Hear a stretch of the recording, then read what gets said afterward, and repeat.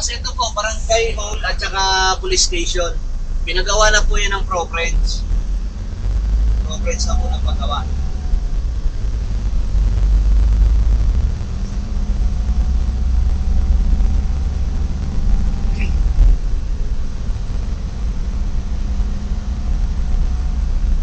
Ito po, property po ng ProFriends. 1,000 hectares po ito, tapos bumibili pa po ng lote papunta ron. Ang nakakasakop po dito, tatlong bayan.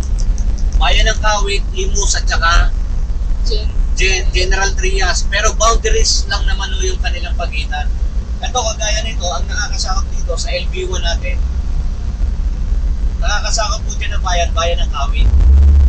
Ito po yung village 1 namin. Ayan. May sariling gate, may guard. May community na rin po dyan sa loob. Almost sold out na po siya. May nare-reopen lang po dyan pagka nagpapa-upgrade.